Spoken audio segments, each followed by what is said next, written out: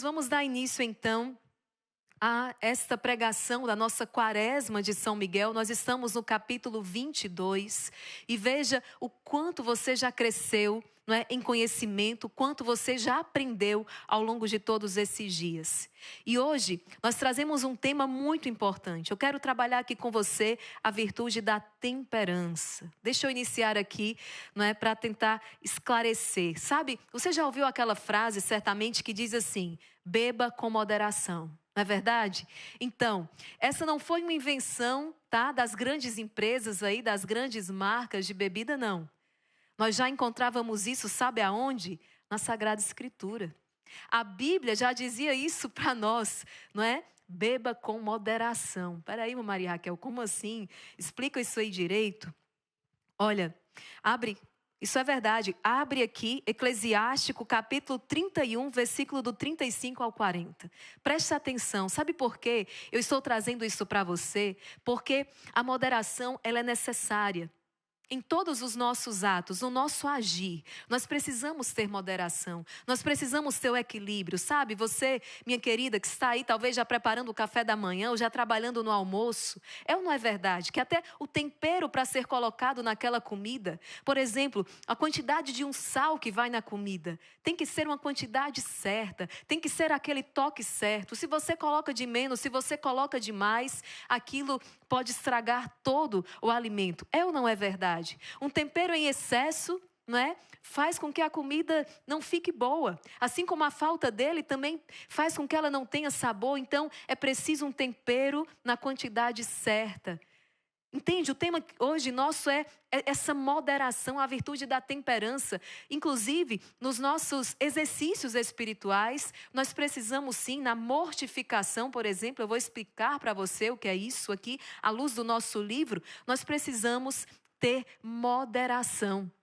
Há uma canção antiga que diz assim: ser amado em excesso faz tão mal quanto não ser. Olha isso aqui, ser amado em excesso faz tão mal quanto não ser. Não é? Nós encontramos pessoas feridas por uma carência, pela carência de um amor de um pai, de uma mãe. Mas nós vamos encontrar também pessoas feridas porque foram amadas em excesso.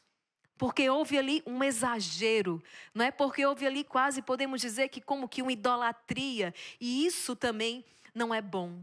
Então, eu já preciso dizer, claro, que se tem algo que você não precisa ter medo, é de amar a Deus. Então, aqui no amor a Deus, sim, nós precisamos crescer todos os dias. Não há limite nesse crescimento na fé e no amor a Deus. Aqui você fique tranquilo e à vontade para crescer cada dia mais. Não tenha medo de estar cada dia mais próximo do Senhor. Aqui, cada dia mais. Mas é exatamente esse amor a Deus que cresce a cada dia que vai te fazer enxergar que é preciso beber com moderação. Eu vou explicar isso aqui para você. Que é preciso uma justa medida para os nossos atos. Eu pedi para você abrir na sua Bíblia, Eclesiástico capítulo 31, versículos do 35 a 40. Veja. No princípio, o vinho foi criado para a alegria. O vinho, na Bíblia, é aquele que alegra o coração. A palavra está dizendo, no princípio, o vinho foi criado para a alegria e não para a embriaguez. Gente, não há nada novo, né? Tudo já nos foi revelado, tudo nos foi dito. A palavra de Deus nos instrui sobre todas as coisas. É incrível. Olha o que a palavra está dizendo. O vinho bebido moderadamente é a alegria da alma e do coração. A sobriedade no beber é a saúde da alma e do corpo.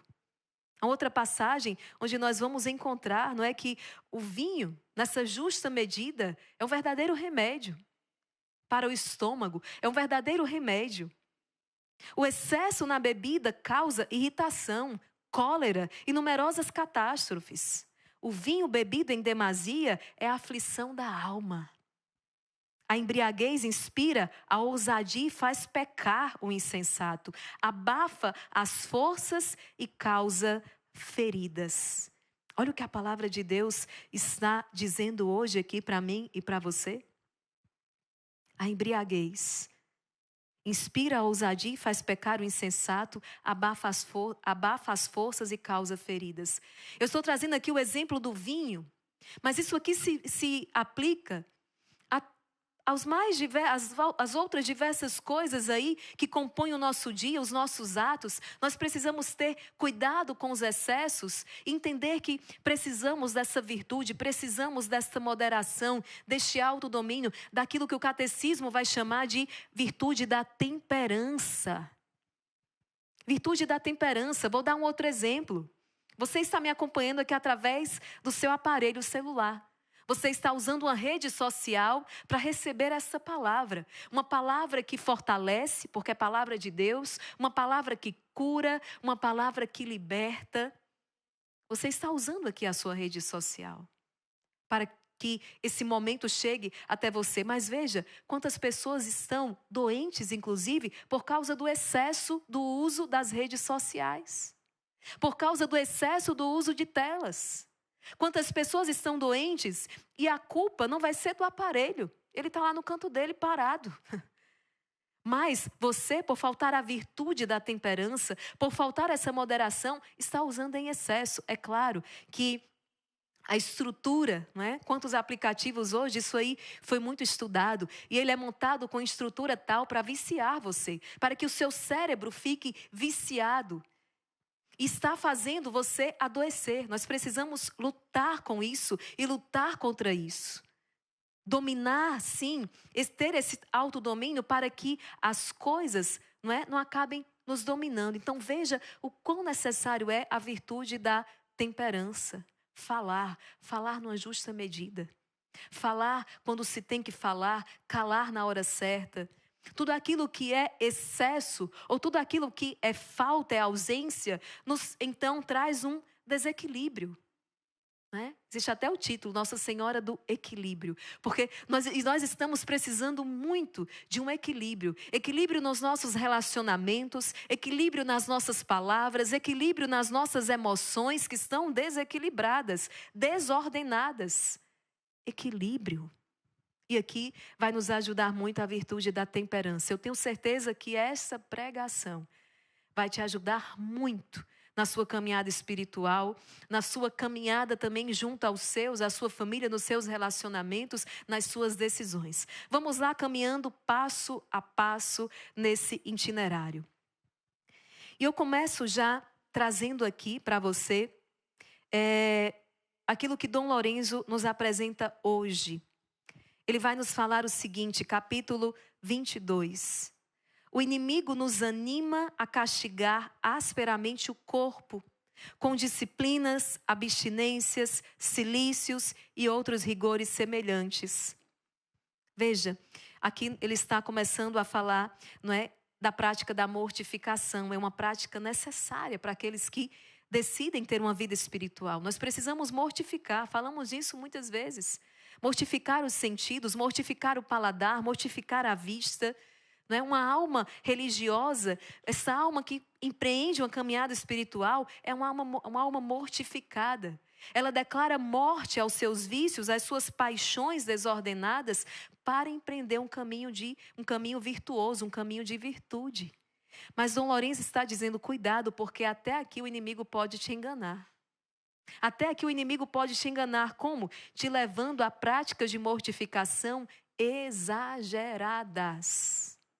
E ele vai trazer então duas realidades. Primeiro, o inimigo pode levar você a isso, ou para que você fique soberbo, para que você se orgulhe por estar fazendo aquelas grandes mortificações, ou para que te surpreenda em alguma enfermidade e você fique incapaz para as boas obras, ou também para que, cansado do muito trabalho, venha aborrecer e ter tédio aos exercícios espirituais. Por isso, cuidado.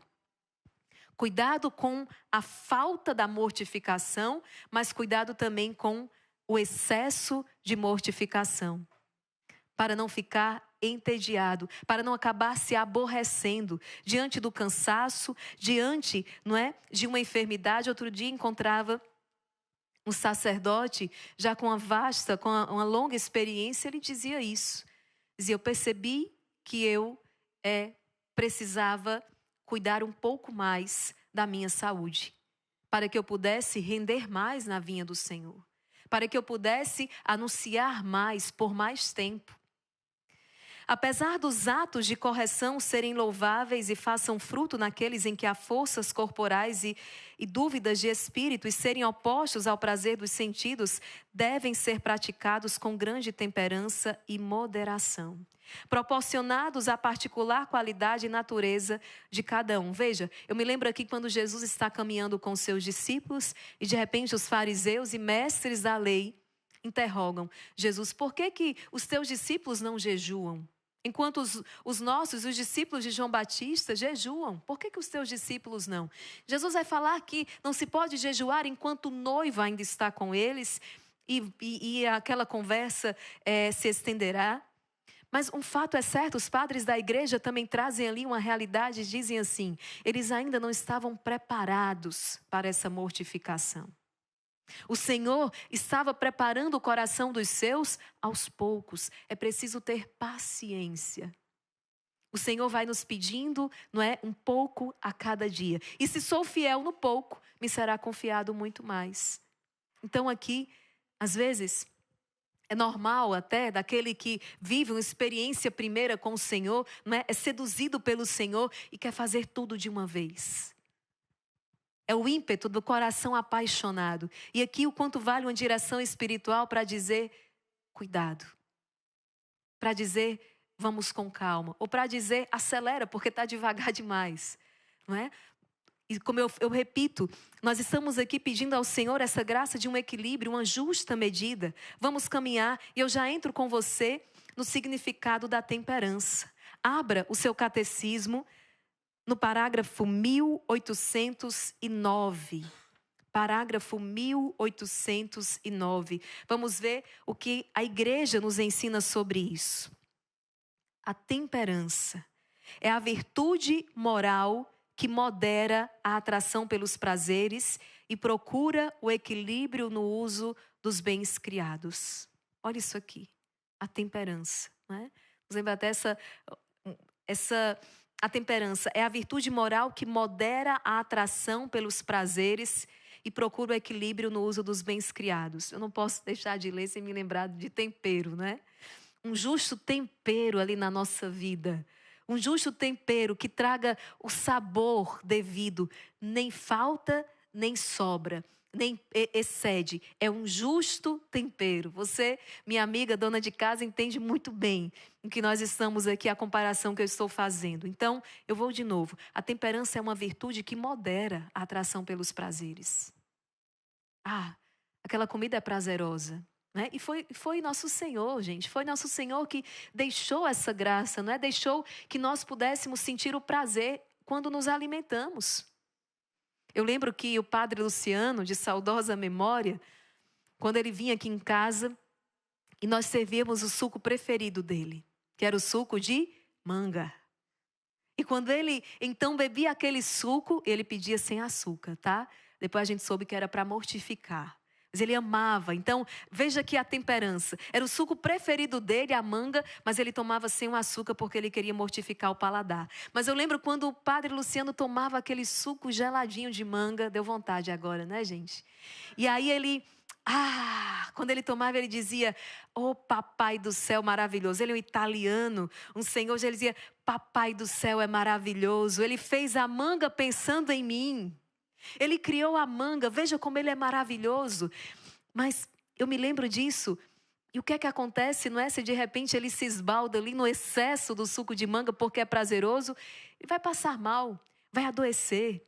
Mas foi o Papai do Céu que deixou de fato esse prazer que nós sentimos quando nos alimentamos. Do contrário, poderia ser que nós morrêssemos de fome. Então, nosso Senhor deixou o prazer.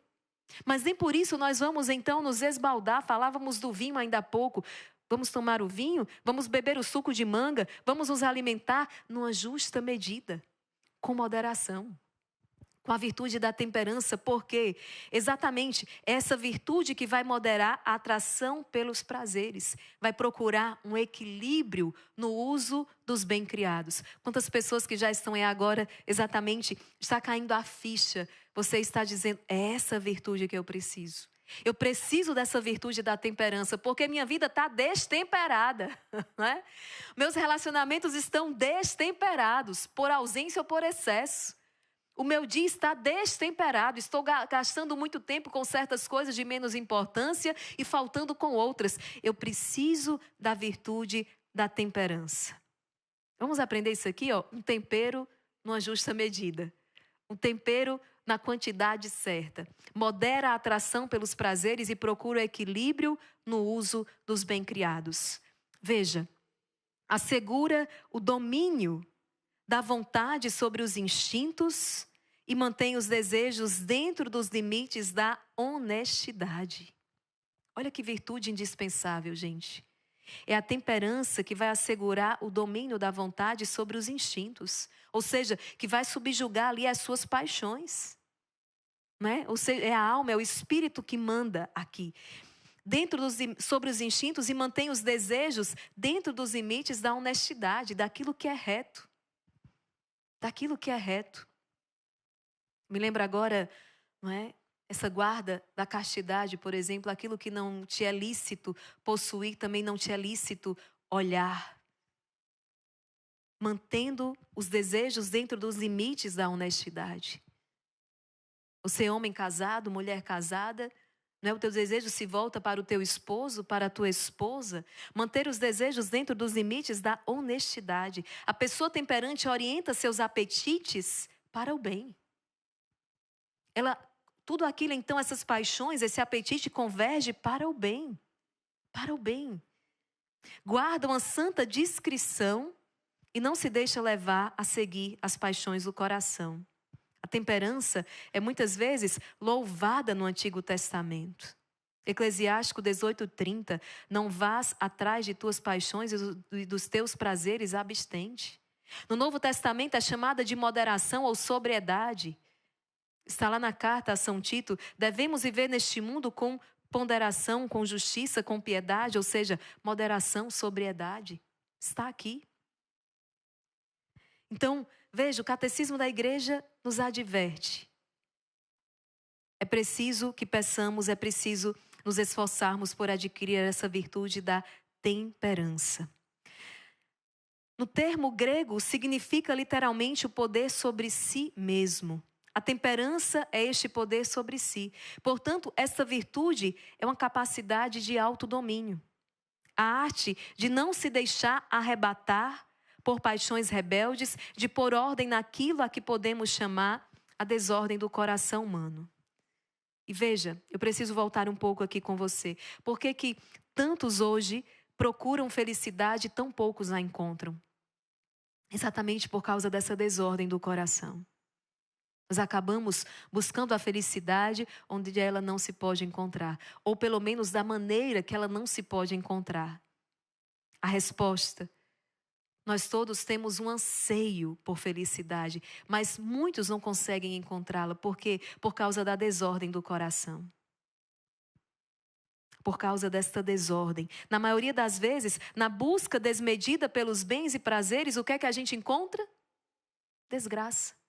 Preste atenção. Numa busca desmedida, desequilibrada pelos prazeres, o que é que você encontra? O vício, a infelicidade, a desgraça. Nós vamos voltar reiteradamente aqui ao exemplo do vinho. Eclesiástico 31. O vinho é a alegria do coração. Mas quando se cai na embriaguez, o que é que ele se torna? Aflição na alma. Veja o quanto a virtude da temperança lhe é necessária e fundamental. Aqui entra então esta necessidade, porque a verdadeira paz, ela vem desse autodomínio, desse autocontrole.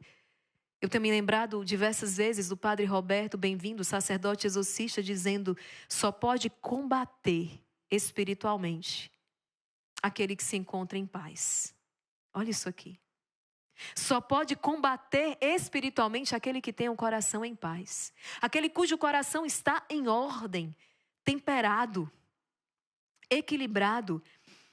Então, por que nós encontramos hoje tantas pessoas sofrendo, como por exemplo, com ansiedade, com frustração? Claro, aqui nós podemos levantar outros fatores, inclusive de ordem biológica, mas muitas vezes encontramos esta razão aqui, porque falta moderação nos nossos desejos e expectativas. Por vezes, a ansiedade, ela pode ser resultado exatamente dessa falta de moderação nos nossos desejos e expectativas. A ansiedade é a frustração. Sofre-se com ansiedade porque há um medo desregulado pelo que pode vir a acontecer. Frustra-se porque não há um autocontrole naquelas expectativas criadas. Olha isso aqui. O Senhor hoje te trouxe aqui porque deseja caminhar contigo e te trazer esta graça, essa virtude da temperança. Aquilo que vai te trazer este equilíbrio interior. Consequentemente, essa paz interior. Vamos avançando aqui. Hoje nós temos bastante conteúdo para partilhar com vocês. Então, é a virtude da medida certa. Você vai escrever aí no seu diário. É a virtude da medida certa, a temperança. Como o próprio nome sugere, ela tempera em todas as situações, comporta-se com sabedoria, porque as pessoas que agem sempre movidas pelo ímpeto, pelo impulso, pela exuberância, acabam por ser inconfiáveis. Não agir de maneira desordenada, não agir de maneira impetuosa, não, mas colocar em prática a virtude da temperança, o equilíbrio. As pessoas sem temperança, elas são inconfiáveis. No mundo onde tanta gente se gaba de dizer o que pensa, a pessoa temperante, ela prefere, ao contrário, pensar no que diz. Veja que interessante isso aqui. No mundo onde todo mundo quer dizer o que pensa, a pessoa temperante, ela pensa no que vai dizer. Não, anota isso aqui é digno de nota. No mundo onde todo mundo hoje reivindica o seu direito de dizer tudo o que pensa, eu quero dizer tudo o que eu penso mesmo, a pessoa temperante não é assim.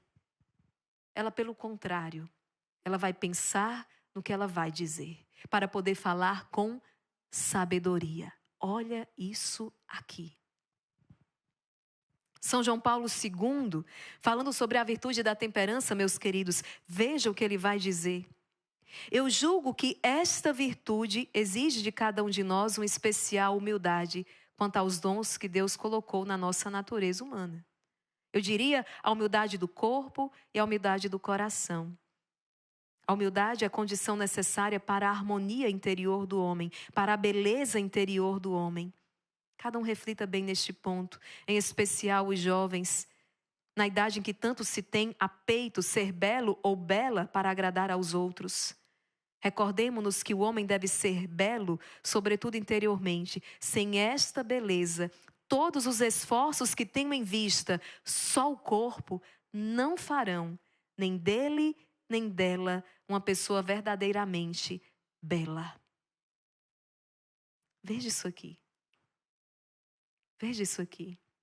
As nossas buscas, elas precisam ser iluminadas por essa virtude. Hoje existe essa busca exacerbada, não só pelo prazer, mas também por essa beleza, não é? Por este corpo escultural, por este rosto. As pessoas vão ficando, na verdade, deformadas. Se você me perguntar, não é, irmã Maria Raquel, um exemplo de beleza, de mulher bela, eu me lembro imediatamente de Santa Madre Teresa de Calcutá. Que rosto belo, Madre Teresa de Calcutá. Que rosto belíssimo. Por quê? Porque é a expressão de um coração cheio de Deus. Olha o olhar desta mulher. Aquele olhar que, sabe, um olhar cristalino que brilha. Você percebe o coração da pessoa no seu olhar, porque é a janela da alma. Quantas pessoas que até estão aí, né, com a boca, tem uma cirurgia, um negócio aí hoje que a boca dá a inflada e está na moda, né? E aí é tanta coisa, e mexe de um lado, e mexe do outro, e faz. Tudo bem, cada um, né? A gente é cada qual com cada qual aí. Mas é preciso priorizar isso aqui, ó.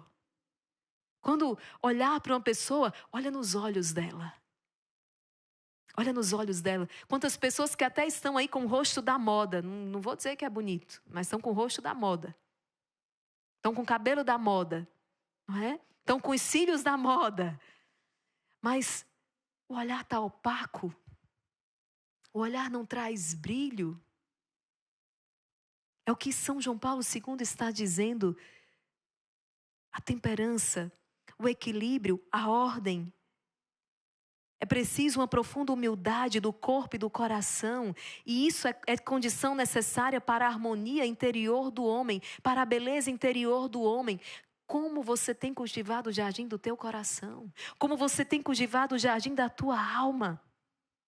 Não é para andar aí desgrenhado, descabelado, desarrumado, mal cheiroso, não. Nosso Senhor não quer isso, não. É para ter, sim, para ter o devido cuidado. Veja, na justa medida. Andar direitinho, andar, não é? Imagina. Tá aqui com, né, o hábito sujo, tá? Não, isso é uma desordem, isso aí não é o reino de Deus. Mas nós não podemos estar preocupados com essa aparência exterior tão somente e relegarmos o nosso interior às traças. Tá com hábito bonitinho, tá com hábito limpinho, tá cheirosinho, mas espera aí, e como está a alma? Confessou esses dias, né? Confessou esta semana, confessou, está em pecado mortal, entende? Então, lançar este olhar, ordem, harmonia. Moderar não é anular. O cristianismo não é inimigo do corpo, nem do prazer. Nós reconhecemos que foi Deus que deixou o prazer ali, nós já falávamos sobre isso, no ato de comer, de se alimentar, na relação conjugal, a união do esposo e da esposa, ali no leito nupcial, e daquele ato brota, não é, fecundo, brota uma vida, une esposo a esposa. Deus deixou prazer nestas coisas. Ele assim o quis. Então, o cristianismo não é inimigo do corpo, não é inimigo do prazer. Basta pensar que Deus assumiu um corpo humano em Jesus Cristo. Justamente porque o corpo é criado por Deus, é necessário mantê-lo equilibrado dentro do seu bem razoável, a fim de que nem abusos, nem deturpações, nem loucuras o estraguem. Essa é a função da virtude da temperança. Eu preciso cuidar da minha saúde? Preciso. Mas se eu tiver também aqui uma preocupação exagerada, exacerbada, isso também é nocivo. Entende? Então eu preciso da justa medida, eu preciso dessa virtude da temperança. A temperança não supõe limitação, mas grandeza, diz Francisco Fausto no seu livro A Conquista das Virtudes. Há muito maior privação na intemperança, porque o coração abdica de si mesmo para ir atrás do primeiro que lhe faça soar aos ouvidos o pobre ruído de um chocalho de lata. Olha o que ele está dizendo, Francisco Fausto. A temperança não é limitação.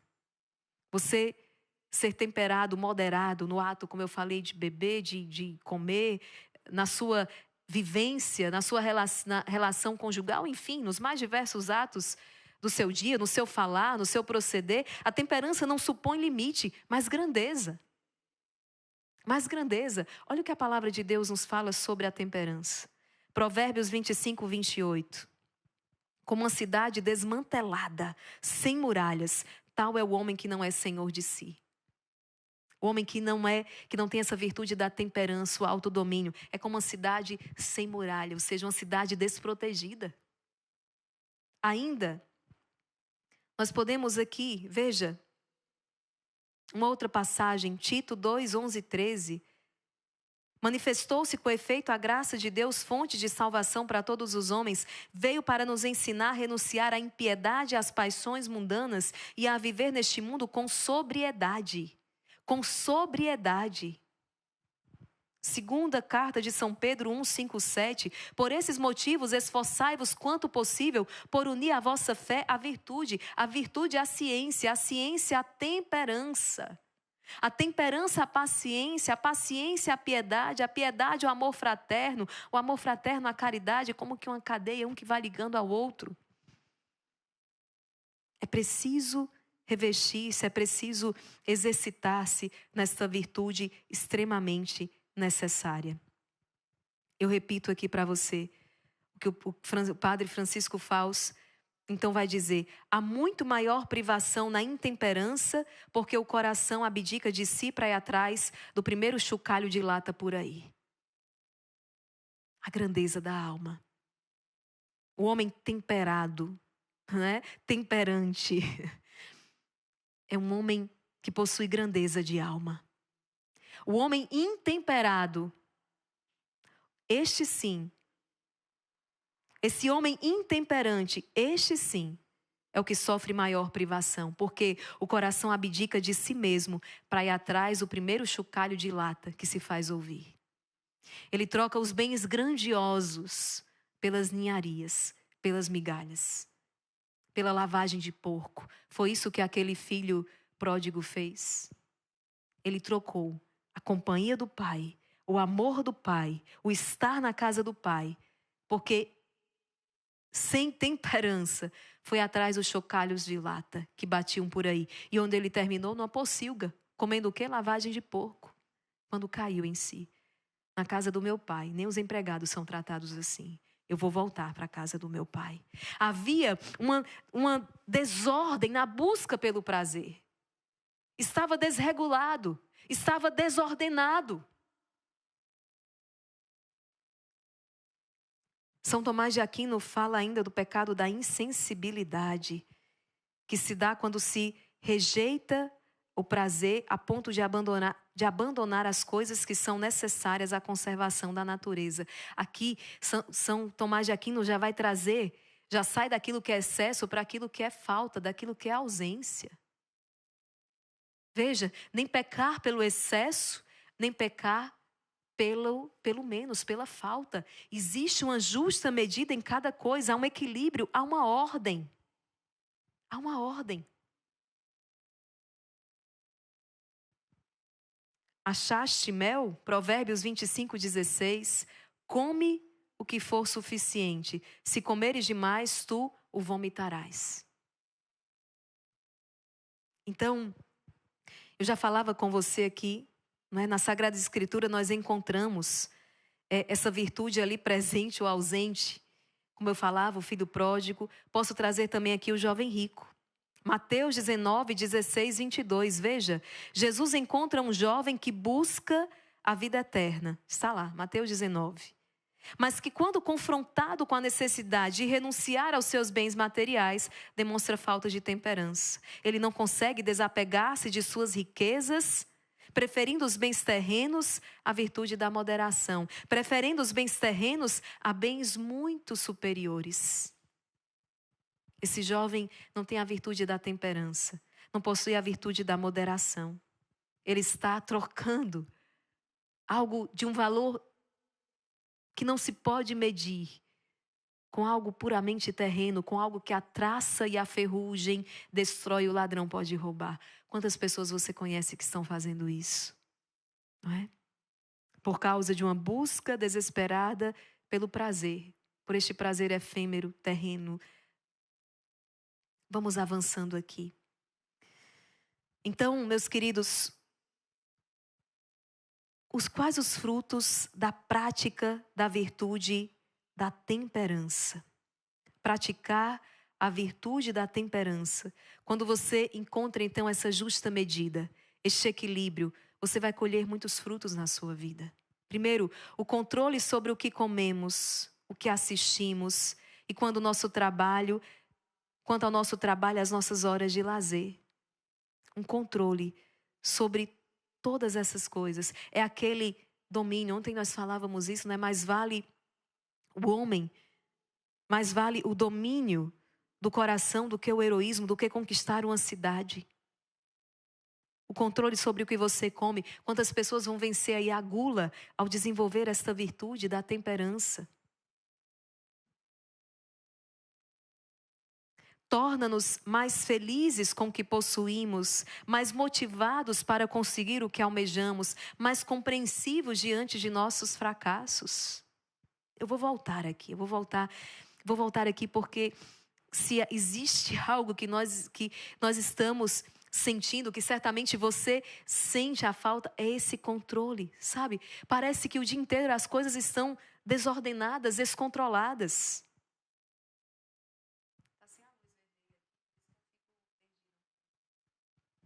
praticar a virtude da temperança vai te dar controle sobre o que você come, sobre o que você assiste,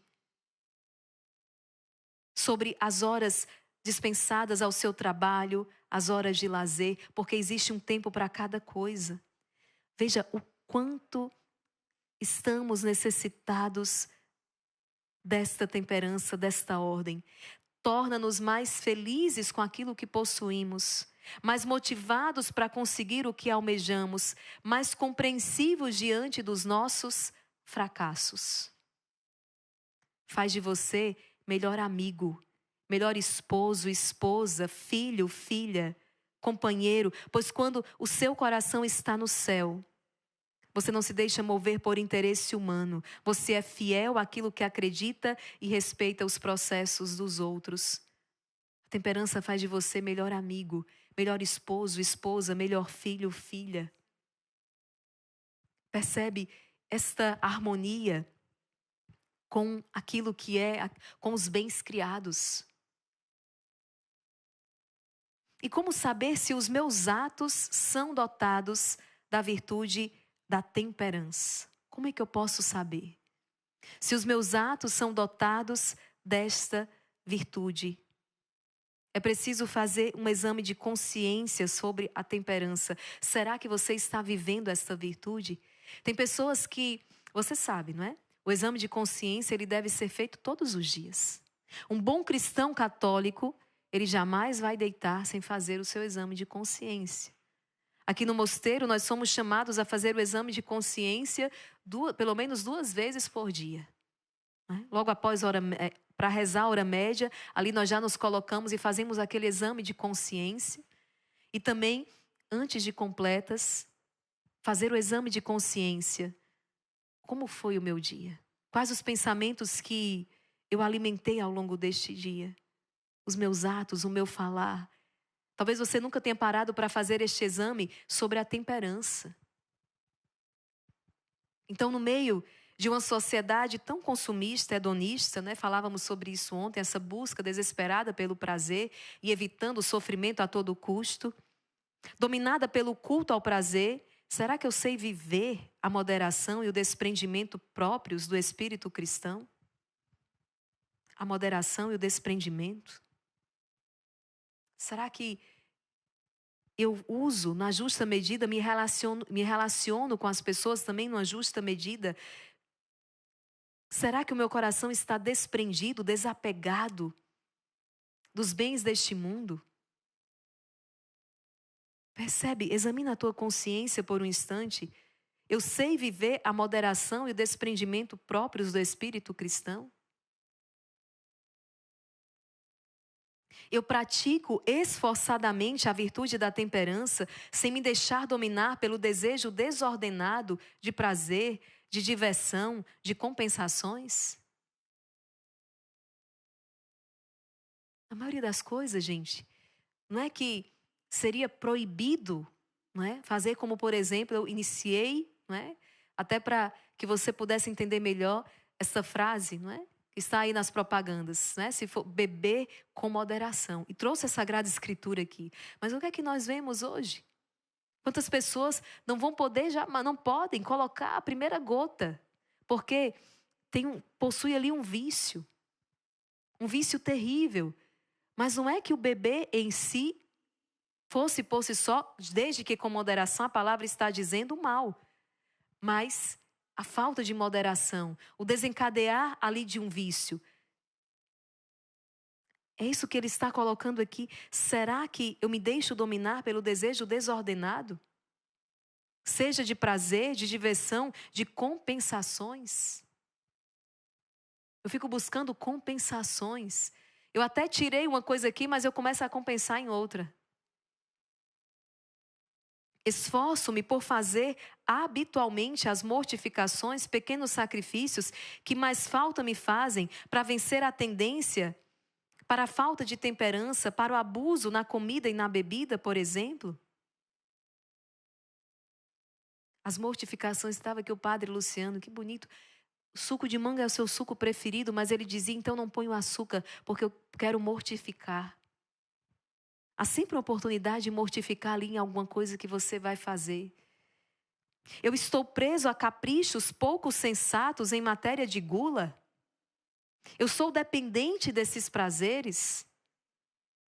Outro dia o Roberto partilhava que o que mais chamava a atenção nele no Padre Rufus, sacerdote exorcista já falecido, era que o Padre Rufus, ele não se servia. Mas ele se alimentava daquilo que lhe serviam. Ao comer, se possível, ele mesmo ele não ia se servir daquilo que mais o agradava. Mas outra pessoa, né, fazia o prato e trazia, ele se alimentava daquilo que lhe servissem. A mortificação do paladar. É morrer de fome? Não. Nosso Senhor não quer ninguém morrendo de fome. Inclusive o jejum. Jejum não é para morrer de fome. Se está fazendo jejum para morrer de fome, isso aí não vem de Deus. Isso aí não vem de Deus. Esse não é o espírito do jejum. O espírito do jejum é exatamente numa justa medida dizer para o seu corpo que não é só de pão que vive o homem, mas sobretudo da palavra de Deus. Nem só de pão vive o homem, mas da palavra de Deus. O meu primeiro alimento é a palavra, é fazer a vontade do Pai. E o jejum então vem exatamente para trazer esta ordem, este equilíbrio nos meus apetites. Trazer uma ordem, um equilíbrio nos meus apetites, claro, e toda a força espiritual que o jejum traz. Jesus vai dizer a espíritos maus que só são expulsos pela força da oração e do jejum, não tem outro jeito. Jesus jejuou e nos ensinou a jejuar. Não é para morrer de fome, mas exatamente para regular, para ordenar, para aprender a se relacionar também com a comida, com os prazeres numa justa medida. Estou preso a caprichos pouco sensatos em matéria de gula, de alimentação. Sou dependente desses prazeres. Eu sei dizer não aos caprichos, vencendo as falsas razões que me levam a justificar comportamentos que já são maus hábitos, verdadeiros vícios que prejudicam física e moralmente. Eu sei dizer não a esses caprichos. Eu consigo reconhecer aquilo que é um capricho. Só é entre você e Deus. E muitas vezes você vai poder justificar isso de várias maneiras, não é? Ah, mas se eu não fizer isso, eu não consigo isso, sem isso eu não consigo. E a gente vai criando necessidades que só existem aqui. Que na verdade foram criações suas. E nós precisamos pedir ao Senhor que nos liberte disso. Se não for assim, eu não consigo. Se não for assim, eu não posso. Se não for assim, eu não faço. No inferno, como é que vai ser? No purgatório. Vai ter capricho. Não vai ter essas exigências. Nós precisamos nos despir desse homem velho, dessa mulher velha, agora. E o que Dom Lourenço está dizendo ao longo dessa quaresma de São Miguel, é dizendo assim, enfrente, tope, deseja aquilo que lhe é mais difícil. É aquela pessoa que me é mais difícil, então vai ser com ela. Vai ser com ela que eu vou dividir essa meia hora que eu tenho. É aquela comida, é aquele lugar, é aquela situação. Então é aquilo, é aquela, é aquele que eu vou abraçar.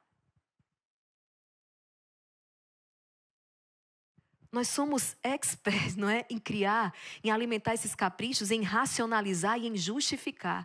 E ainda passar por virtuoso. Eu sei dizer não aos caprichos, vencendo as falsas razões que me levam a justificar comportamentos que já são maus hábitos, verdadeiros vícios que prejudicam física e moralmente.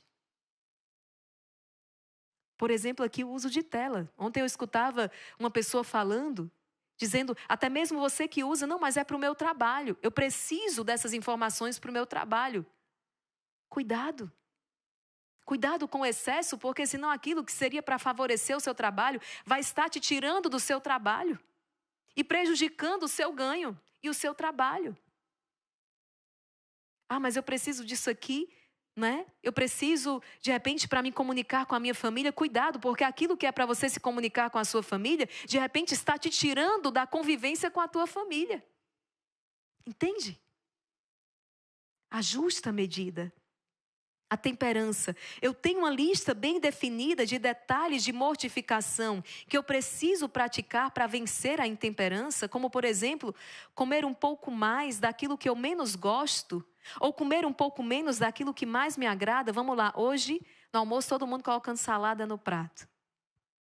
Legumes no prato. Para o diácono Emanuel não vai valer, porque ele ama salada e legumes. Por isso que aqui é cada um. Aqui não dá para a gente, não tem como estabelecer uma regra geral, é cada um. Mas veja o que ele está dizendo, é um exemplo. Coma um pouco mais daquilo que você não gosta. Coma um pouco menos daquilo que você mais gosta. Quando a gente chega no mosteiro, tem uma regrinha ali básica, e como isso faz bem. E eu já entrei em muitas casas de família que é assim. A criança, o filho, ele deve se alimentar de tudo que foi colocado na mesa. Pode ser um pouquinho assim, uma colherzinha assim, mas ele tem que se alimentar do que foi servido. É beterraba. Não gosto de beterraba. Vai comer. O paladar se adapta, não tem problema nenhum. Salvo um caso de uma alergia, uma coisa, mas no normal, vai comer. Aprenda a saborear a beterraba. Aprenda a saborear o chuchu. Aprenda a saborear. Entende? Mas a nossa vida espiritual, ela vai sendo minada pela falta de cuidado nessas pequenas coisas. Santa Teresinha do Menino Jesus, ela é mestra nisso aqui. Em não desperdiçar essas pequenas ocasiões, em não desperdiçar essas pequenas coisas. Eu vou me servir, tem 3 opções de suco. Tem um suco de morango, por exemplo, que é delicioso, mas tem um suco ali de abacaxi que eu já não aprecio muito. Hoje eu vou me servir do abacaxi. Então, se você não tem condições, como Santa Teresinha, de empreender grandes mortificações, vamos abraçando aquela que o dia nos traz. Porque a melhor mortificação, hoje o capítulo vai falar de mortificação. Sabe qual é a melhor mortificação? É aquela que Deus escolhe para a gente. O melhor sacrifício é aquele que Deus escolhe para a gente, não é? É aquele que Deus escolhe. Eu já meditei na verdade que encerram estas palavras do livro Caminho. No dia em que te levantares da mesa, sem teres feito uma pequena mortificação, comeste como um pagão. Olha o que essa meditação está dizendo aqui para nós. No dia em que te levantares da mesa, sem teres feito uma pequena mortificação, comeste não como um cristão, mas como um pagão. Deixo-me arrastar por colegas ou amigos ao abuso da bebida, sequências imoderadas, ou ao que é pior, a sugestão de experimentar, por exemplo, qualquer tipo de droga. Eu tenho me deixado arrastar por aquilo que eu sei que não me é devido. Isso tudo hoje nós podemos trazer na nossa meditação, suplicando ao Senhor ainda essa virtude da temperança. Adentrando neste tema da mortificação, eu quero tratar com você aqui um pouco mais sobre este assunto. Veja, o verdadeiro significado da mortificação. Porque tudo isso que eu falei da virtude da temperança, aplicado aí à sua vida, Dom Lorenzo, no livro hoje, está aplicando sobre a mortificação. Mas o que é a mortificação? A mortificação ativa em suas diversas manifestações, como por exemplo o jejum, abstinências, sacrifícios feitos de forma ativa, é sim uma necessidade. Então, primeira coisa, o cristão precisa mortificar-se. Não só para repararmos os muitos pecados com que ofendemos a Deus, mas ainda para a nossa própria purificação e santificação. Filho, não tem santificação, purificação, reparação sem mortificação. São Paulo vai dizer, eu morro todos os dias. Eu morro para mim, eu morro para a minha vontade, eu morro todos os dias.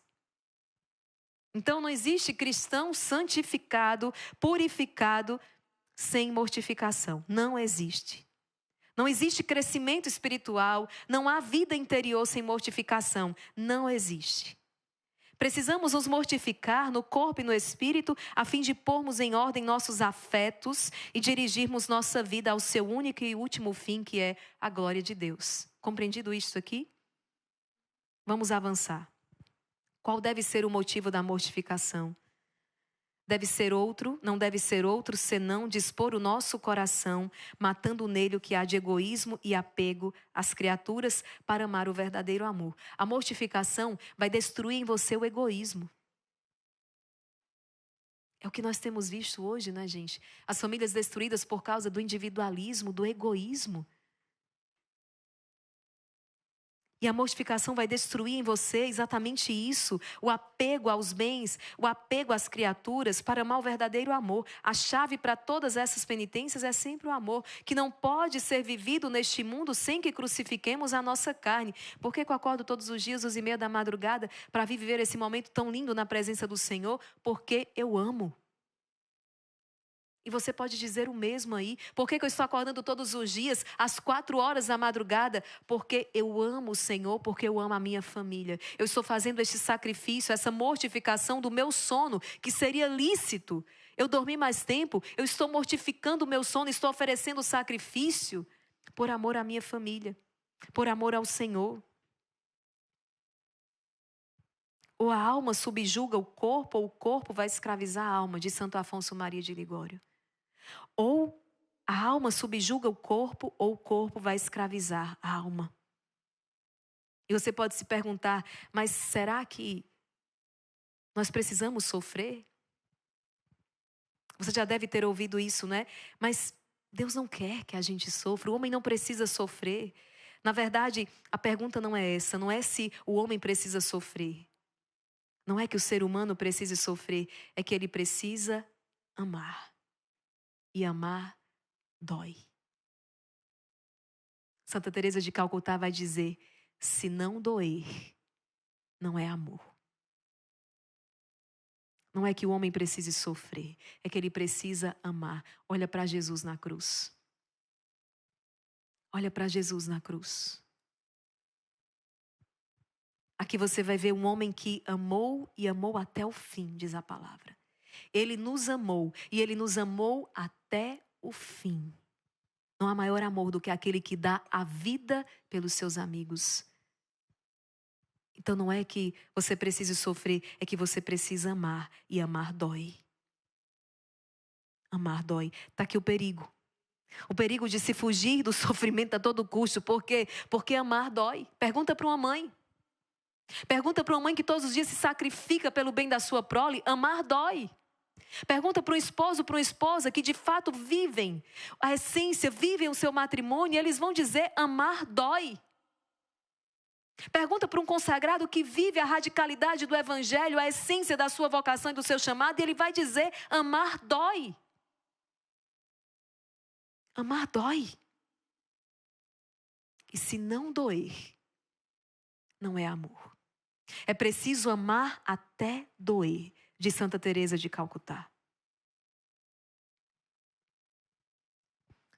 Neste mundo, não é possível que sejamos privados de sofrer simplesmente porque não podemos ser dispensados de amar.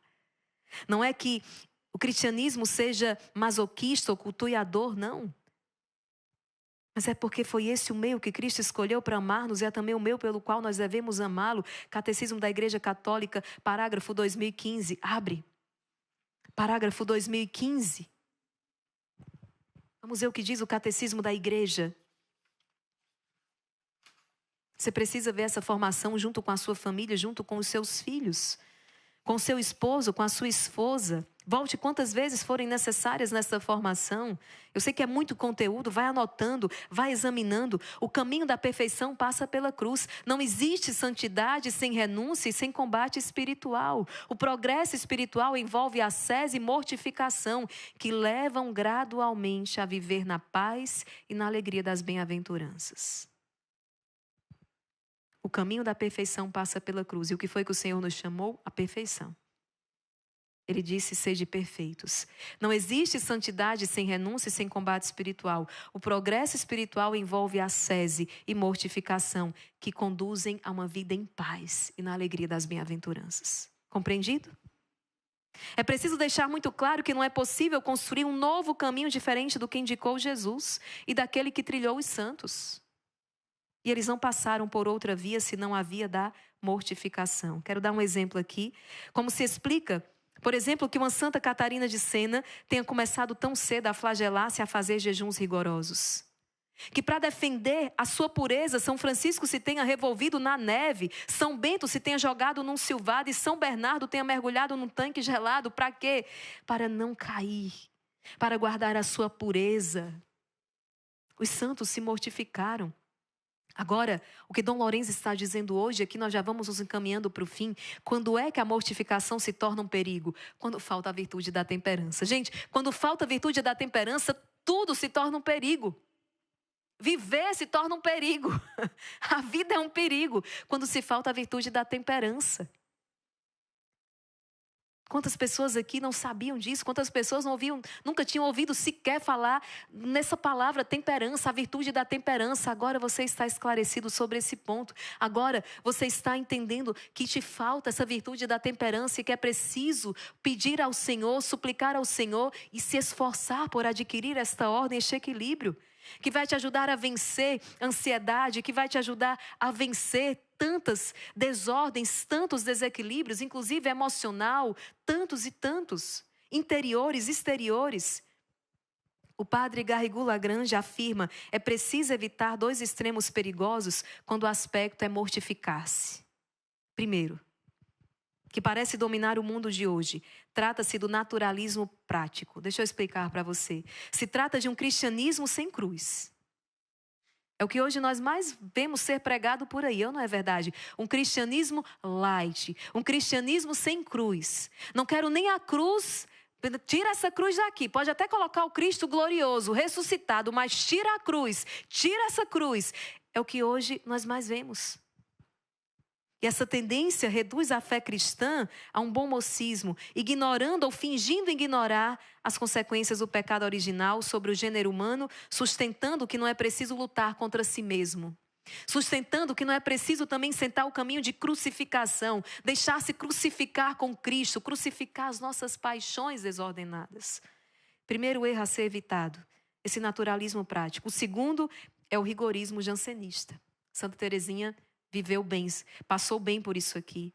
Um rigorismo jansenista, explico para você, que apregoa a prática de árduas mortificações sem considerar a razão para isso. Você aprendeu hoje, qual a razão que eu me mortifico? É o amor a Deus. Eu quero crescer espiritualmente, eu quero crescer na intimidade com Deus, eu quero reparar os meus pecados. Então, se apregou a prática de árduas mortificações sem considerar a razão para isso, como que numa tentativa de alcançar o céu por forças puramente humanas. E com isso, perde-se de vista o espírito da mortificação cristã, que não é soberba, não é orgulho, senão o amor de Deus. Por isso que Dom Lourenço vai dizer então, cuidado. Os nossos desejos devem proceder diretamente pelo caminho da perfeição e que por isso não pode nos atrair com enganos declarados. Satanás chega a transformar-se num anjo de luz e com conselhos como de amigo, com sentenças da Sagrada Escritura e exemplos dos santos, pode te persuadir continuamente a caminhar indiscretamente ao alto cume da perfeição para depois nos fazer cair miseravelmente no maior precipício e na maior ruína. O inimigo muitas vezes se disfarça de anjo de luz e tenta nos convencer de que, ao adotar práticas rigorosas de mortificação, estamos progredindo espiritualmente, quando, na verdade, podemos estar caindo no orgulho espiritual ou em práticas exageradas que levam à ruína espiritual. Cuidado com a mortificação exagerada. E aqui entra a extrema necessidade de uma boa direção espiritual, de um bom confessor.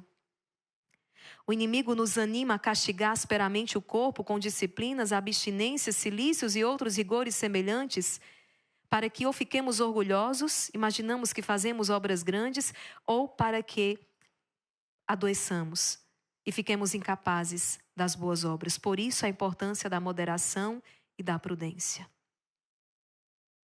Cuidado. Cuidado com a falsa prudência, cuidado também com o excesso de cuidado com a saúde. Veja, isto te digo porque me anima e espero que você não caia no erro de alguns, que atraídos e enganados pelos afagos da própria natureza, são excessivamente prestativos em conservar sua saúde corporal, andando tão pontuais com ela e tão escrupulosos que por qualquer futilidade se afogam com medo e temor de perdê-la.